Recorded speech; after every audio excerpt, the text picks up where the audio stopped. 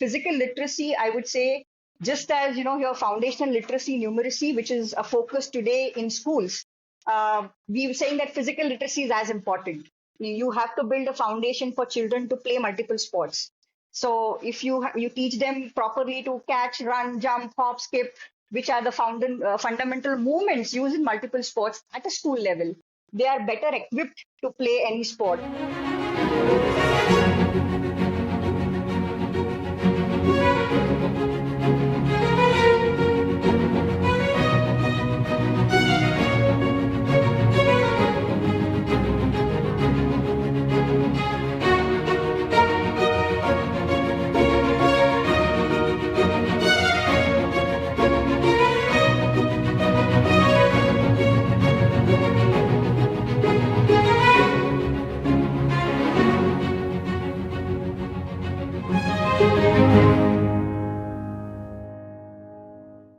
Hello and welcome to the Anahita Speaker Series presented by Carnegie India, celebrating stirring stories of empowerment, struggle, and success from women professionals in different fields across the globe. Stories we hope are bound to inspire young professionals. I'm Shatak, research analyst and co-convener for the Global Tech Summit in the Tech and Society program at Carnegie India. Today, we are honored to have with us Ms. Neelam Babardesai. Neelam, a computer engineer and a national level gymnast and coach, started her own gymnastic coaching classes in 1998, now with 400 daily practitioners. After 12 years of working in the IT sector, she transitioned to a full-time sports career. As head of physical education at the Sports Gurukul, she designed inclusive curricula, led coaching education, and managed all India operations. Neelam then joined Tata Trusts, heading their sports design team for the past 6 years. She focused on promoting physical literacy, grassroots sports development in rural and tribal regions of the country, coach capacity building, career opportunities in sports, and shaping policies to elevate India's sports ecosystem. Neelam, it's a pleasure to have you with us here today. Thank you, Chatak, and it's a pleasure to be here. So, Neelam, beginning with our first question, can you tell us a bit about your early life, having been a national level gymnast? What drew you toward gymnastics at such a young age? Well, it was pure opportunity which was available in my school. So gymnastic classes were available as an after-school activity, and thanks to my mom, she just put me there, myself as well as both my brothers. And I don't really recollect the time when I got hooked onto it. It just happened that I think I love the challenge, the physical challenge, and in those days, it was a very difficult sport, not a very famous one. The equipments were very rudimentary, I would say, not at any level. We used equipment made of by a carpenter in the school. Actually, the beam was like that, so it had no padding. So it was tough. It used to hurt, but still somehow enjoyed the sport and just kept getting that opportunity. I think that was the most important aspect of being able to train, have an institute where I could train. And then I could transition to another institute which had more equipment and could provide the next level of competitive level training for me.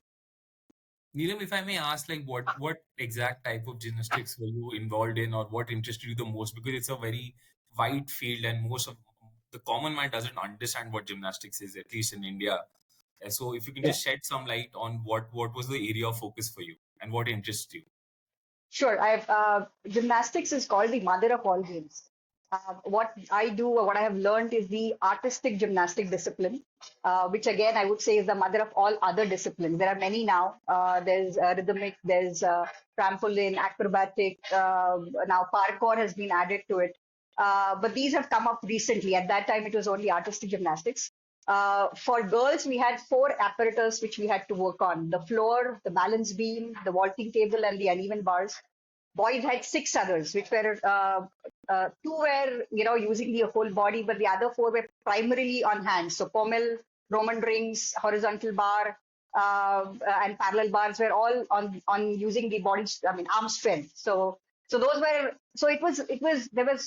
a lot that you had to really work on and develop skills on. And that's why if you have done gymnastics in the early age, you really develop all the physical abilities.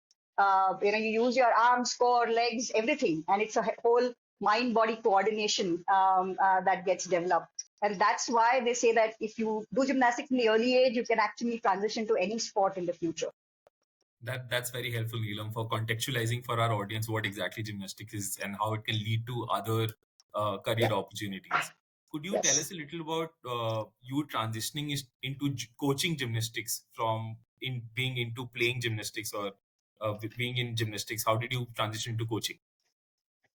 For me, it was very organic. Actually, I just loved coaching. I mean, even when I was training as a gymnast, I remember I was in grade 5, grade 6. I mean, in our institute, which we called as a Lokmanya Seva Sangh Institute in Villepale, we used to have summer camps where, everybody, all the kids, they used to come and train for specific 15, 20, 30 period. Uh, uh, um, and at that time, I just, used to love training them. So I used to actually train children which were older than my age. But somehow I think love the way in which we can help somebody else do something, and it's a pleasure to watch them do an activity, and then they get it, and then that smile on their face, and the parents coming and telling you, oh great, I'm so happy to see my child being able to do this. So I think that feeling is what kept with me, and I kept coaching throughout my training career. I taught younger children, younger gymnasts into competitive level. And then I had an injury, a back injury, when I was 13, 14, 15, which kept nagging me. And at that time, I was actually at my peak, where I was performing at the nationals and winning medals there. But the back injury really put a break at that. In those days, sports science, medicine was not as advanced. And there was no, I mean, surgery and all of those options were really not unheard of. So somehow then that at one point in time, I realized it was too painful. I mean, I was selected for an for the national camp for rhythmic gymnastics, where we had an Asian coach. And after that, during that period, it was a lovely learning experience for me. But at that time, they told me that yeah, you're working hard, but you can see that I'm not able to give that 100% because of my back, and that's when I fully transitioned into coaching. Thank you so much, Neelam. Thank you for the candid comments, and it must have been really hard. But we guess your love for the sports, for Yeah. gymnastics, is so true that you stick with it, and then you transition to coaching, if not being active on it. This brings me to your next question, which is tied to your professional role currently. What does your role as the head of sports at Tata Trust entail, and what are some of the key projects that you have worked on? Lastly, how do you measure the success of a sports program you implement beyond competitive achievements? Yeah. Just so Tata Trust is a philanthropic organization working for people in very difficult regions, rural, tribal areas, people from marginalized communities, to help improve their lives. I mean, that's the broad impact statement that we have. In lines with that, I, as head of trust, design sports programs for children from these regions so that they can, have alternative opportunities to build a career in sports, and also an opportunity to live, be active and develop healthy habits for an active and healthy life.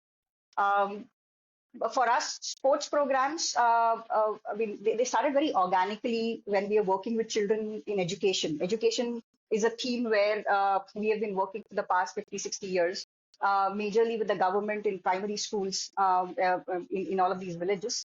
And some of the regions like hockey and badminton, we saw children, or there was a culture of playing that sport in the region. They used to play outside. And many a times we use that as a hook to get them into school, saying that, okay, if you're, so we started a grassroots hockey program in Jharkhand first. We started grassroots football in the Northeast. We started badminton in Mizoram. Because all of these regions had a strong culture of playing that sport in the region. There was basic infrastructure available there. There were mud pitches in Jharkhand.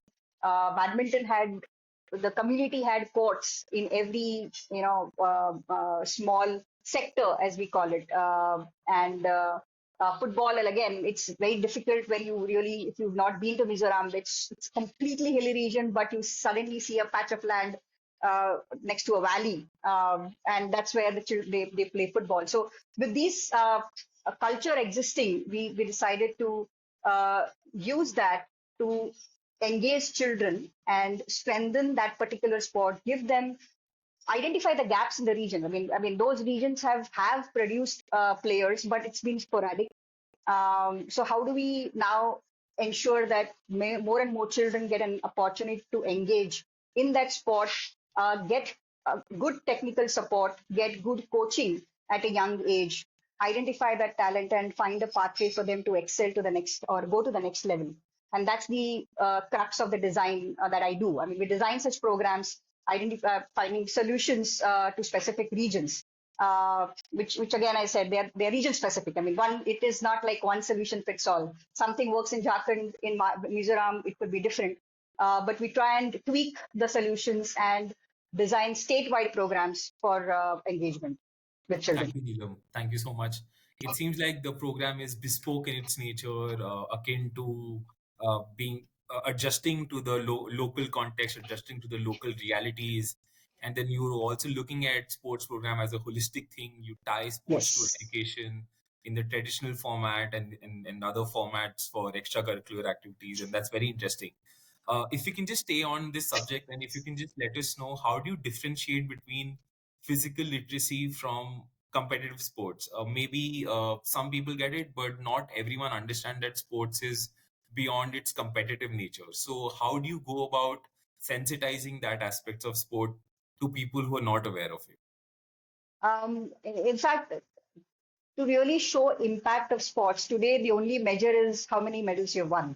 I mean, that's what everybody only understands. And typically, I've been in the sports industry for now 25, 26 years. And I've realized that everywhere we are looking at a very top-down approach. We look at developing athletes for competitive medals, right? So that they win medals. So our institutes typically do talent hunting. They do scouting for talent in different regions, identify that talent, and then work on them and try and develop them into national, international players. But I believe, and that's I think it's thanks to gymnastics. I always have that feeling that it's important to develop a strong foundation for children at the base. We need to give children maximum opportunities to to active and participate in that sport. Give them that technical training at the base. And if you build a strong foundation, it's just like education. You build a strong foundation in primary, you are bound to find good people who are talented in that sector. And then it's a question of giving them the pathway to the next level. So keeping that in mind, we designed grassroots programs for them. So we had, instead of doing talent scouting, we said, let's set up grassroots centers in as many villages as possible where there is infrastructure existing. We engage the community to get ownership of these programs so that we don't keep continuing supporting them. We looked at partners, we looked at collaboration so that even if we are able to support the program for 3, 6, 7 years, at some point in time, somebody can take it over and continue running that program, because it's important to have those engagements continuously. While doing this, when we look at a grassroots sports development, then at least when we design, we look at, what is it that we are giving to each and every child who is coming to play the sport.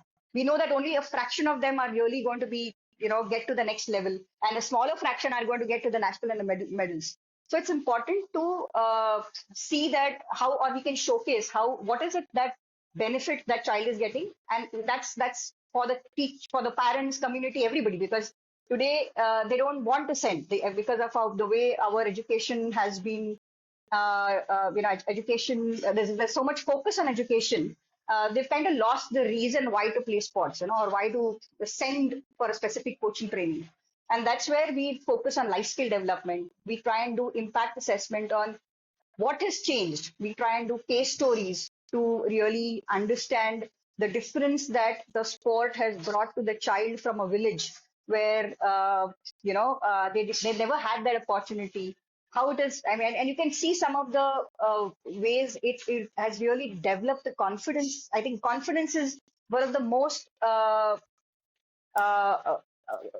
ability, I would say, or that factor which has changed a lot. I mean, I could see it in my own eyes over a period of 3-4 years. I've met children when I joined, and then we've run the program. In another 2-3 years, I've met them again, and the way that they look at you, the way they shake their hands, the way they approach you, very simple things, but from a tribal child who has come from very difficult backgrounds where even they might not be even getting proper food 2 meals a day. For them, it is a huge change where they say that, oh, I can do something. That feeling that we can give it to them, that the abilities that you have can make a difference, and you have the power in you to make that change. And when they have seen their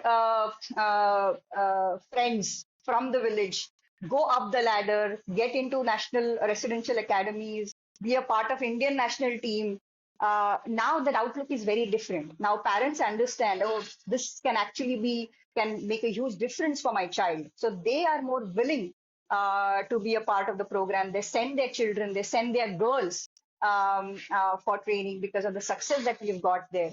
So I think the impact of the sports program on the community that it has, where we create this awareness basis, the changes that they see in the children, the discipline, the, as we say, the confidence that it builds in, the critical thinking, the way they think, even the impact on education, because we ensure that we always make sure that the children are told the importance of continuing the education even when they are participating or competing at state national levels. They're like, you have to do, education is important.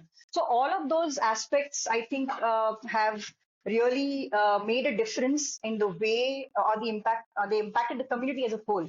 And unfortunately, we don't have a standardized way of measuring it, but case stories, impact videos, or third party assessments where we bring out these stories and feedback from these different stakeholders is the only way of seeing the impact there.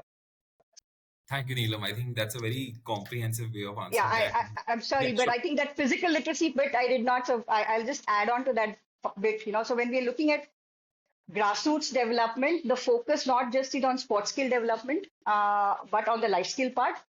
Uh, this is happening with the community and physical literacy. I would say, just as your foundational literacy, numeracy, which is a focus today in schools, we were saying that physical literacy is as important. You have to build a foundation for children to play multiple sports. So if you teach them properly to catch, run, jump, hop, skip, which are the fundamental movements used in multiple sports at a school level, they are better equipped to play any sport. And this has to be integrated with education. And that's why we focus on physical literacy programs as an in-school education program along with FLN. We're implementing that in Uttarakhand in the primary schools there, which are all the government schools that we're doing. Thank you, Neelam. It seems like it's a holistic program looking at the Yeah, longer term, and the goals are longer term. It's not short term achievement, absolutely. and it Yes. builds a foundation. And you've also mentioned how it caters to the marginal communities, including tribals. So that's very helpful to know. If we can shift our focus to the current state of women's participation in the country, what are your opinions on it, and what are the ways where we can see sports being used as a tool for female empowerment? I would say all the players today, you name them, PV Sindhu, Sania Mirza, Sania Nehwal, Duti Chand, all of them have made a huge difference in the way sports is perceived in the country. They have inspired so many other people. So Mary Kom and Kumari Malisham, they've all said that we can do it, and they are the ones today. I would say sports, women in sports are actually leading the charge for sports in India. You have so many of them who are role models for thousands and thousands of girls who now aspire to be them. We have seen a huge difference in the engagement or the participation of girls because of these role models there. So it's improving, it's increasing, but yes, we still have a long, long way to go. I think the scope or the opportunities uh, are are still less, I would say. I mean, if you look at the participation levels, it's still less than the boys, and we're working hard to ensure it is at par, if not more. For that, yes, there's more that needs to be done on the awareness, on speaking to the parents, making them understand, talking to them, giving a safe space for the for our girls to participate in or train in, so that they are comfortable and we are able to provide a pathway for them. Thank you, Neelam. You've had a sports career which extends more than 2 decades, and thank you for explaining the program at Tata Sports and your approach to it holistically. We wanted to ask you if you have any specific memories which could motivate our audience in terms of it could be a student, it could be a particular program, it could be a visit to a particular geographical area, which gives you hope for bringing change and transform someone's life. Any particular memories if you can share? There are many, Shatak, many of them, and they all range. For example, I can start with physical literacy. So we do it in Uttarakhand. These are in primary government schools. I don't know if you've been to the region, but these schools are maybe 1 or 2 room schools with a small courtyard. You have children who have to walk kilometers or very difficult terrain to get to that school, coming from very difficult backgrounds.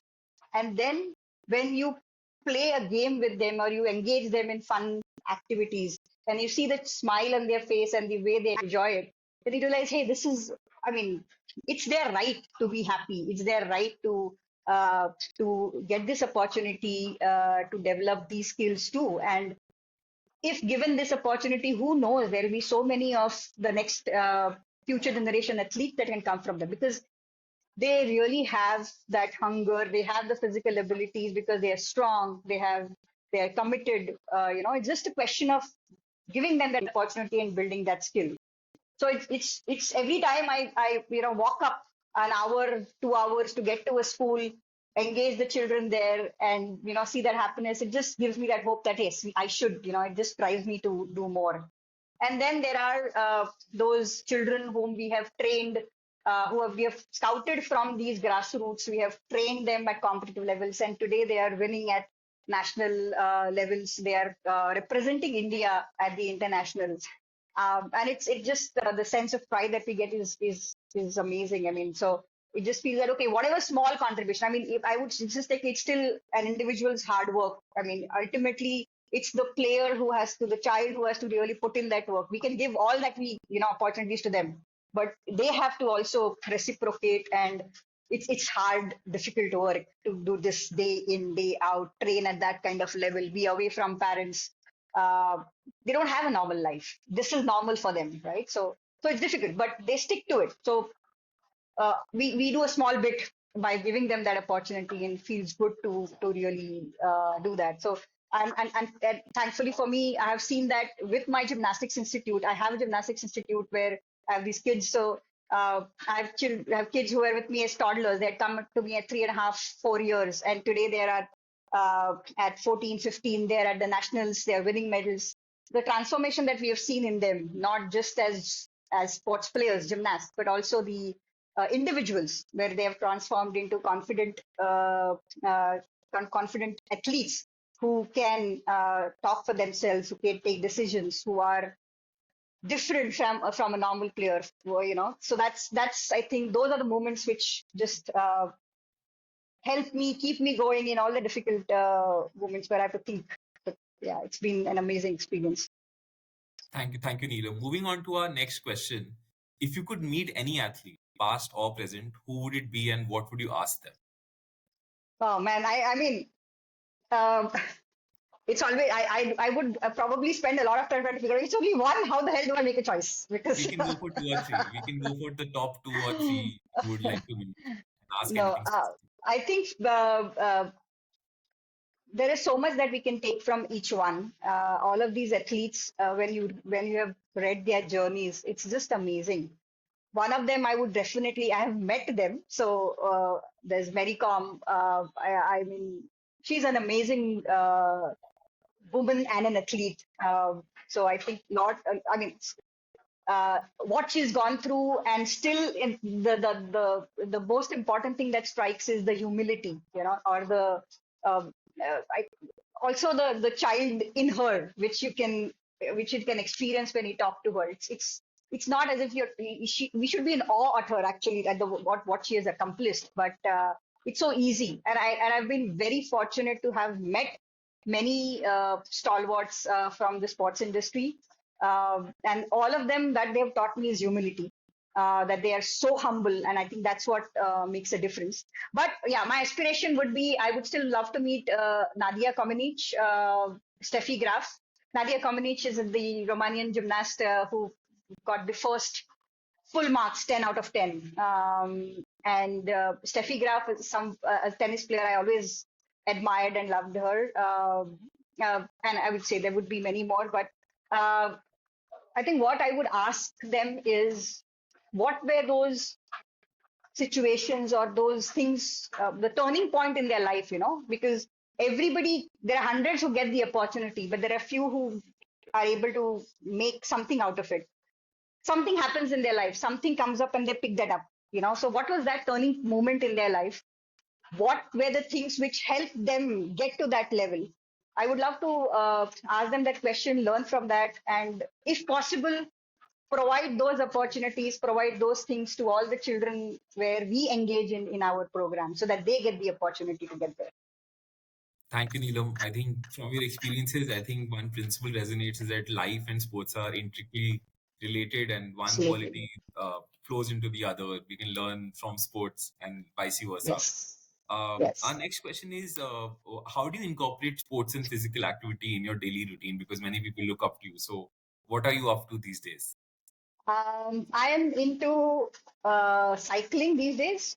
But I do regular physical activity. But I'll be very truthful that I say that there was a period when I was not really doing a regular activity. But it's thanks to my gymnastics. I think all those years where I was where, as I said, our bodies were developed. So it's very easy for me to transition back into a regular physical activity routine. Uh, everyone's life with children and with marriage, and it's difficult to manage everything. So there was a break where it was sporadic. But I would say the past 5-6 years, very happy that I've gotten into a regular routine of workouts at home or cycling. I enjoy cycling. I go for rides out there. So these two are really something which I look forward to doing. I start my day with an activity, so it helps there. Yeah. Okay. And then I Thank you. love trekking. So that trekking is another thing which I've enjoyed. So thankfully, I live in Maharashtra, Pune, many forts around here. So that also helps to be fit. Yes. Have you been to other hiking or treks in the Himalayas, or which one's your favorite? Yes. Not the Himalayas yet. I think you need to have a more focused training to actually get there. So I aim to do that someday. But I've done 5-day treks, 3-day treks out there. There is Kala Pathar. There's in Uttarakhand. There's one trek, and I forget. There was one more trek which I did in Uttarakhand. So I don't remember those names right now, but those treks have been. I've got my kids to be a part of these trekking activities. So I think that trekking is one thing which pushes your limits because there's no turning back. You can't just go back. You're there in the middle of the mountain. You're tired. You're hungry. You're doing whatever, but you still have to go and to the end or come back. So I think that gives you a very different perspective. Also, it's amazing to see these forests and the mountains. They're so big, and then it makes you realize that you're so inconsequential in this entire universe. It kind of brings you down and humbles you. That's what helps me. Sure. Thank you. Neelam, we can come to our final question of this podcast. Is what are your future goals for the sports program at Tata Trusts? Um, we've got we've designed and implemented statewide programs in Jharkhand, hockey in Jharkhand, Odisha, football in the Northeast, and badminton in Mizoram.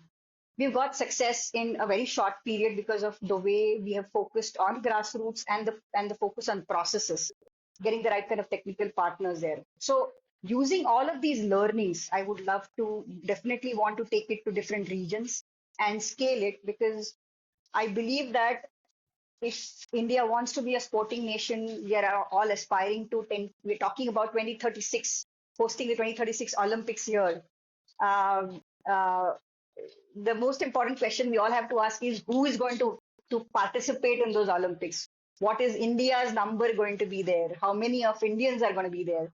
And to get there, we have to start from the bottom, and that I feel because of our focus and the support that we've got, or the vision that the trust has, we are rightly poised to be able to do that. So we would uh, want to keep supporting the existing programs so that we can get more and more children at the top, but also engage in the children in different regions. So we have some other geographies that we've identified where we would love to conduct these sports programs right from grassroots and identify talent from there and make them ready. I would say 2036 is still a very short time to get kids from the grassroots to the top. But I think there's amazing talent there. So within 4 years, if we can make a national champion in badminton, I have a lot of scope. I have a lot of hope that we can get somebody there in the Olympics if we are consistent. Um, so one is, of course, when we are aiming from the Olympics, it is identifying the best there. But another vision, which and our focus always has been, to create active children or health or promote that how sports can really help individuals transform and make their life better for healthy living. I mean, today we are a young nation. There is a lot of research done which says that tomorrow these are going to be older people, and the kind of expenses that we will incur for medical issues which are related to non-physical activity they are huge. So our hope is that if more and more children today uh, build healthy habits of participation in sports and physical activity on a regular basis, learn the benefits which are just not physical but also mental and social, then we are developing a health, or we're working towards a healthy nation, which is what is another more important or more one of the more focus areas of the trust. Sure. Thank you, Neelam. Thank you for that answer. So, coming to an end, thank you so much, Neelam. Thanks again for taking the time to have this conversation with us today. To our audience, we hope you enjoyed the conversation as much as we did. Do visit Carnegie India's YouTube channel to access all the episodes of the Anahita Speaker Series. Thank you and see you next month.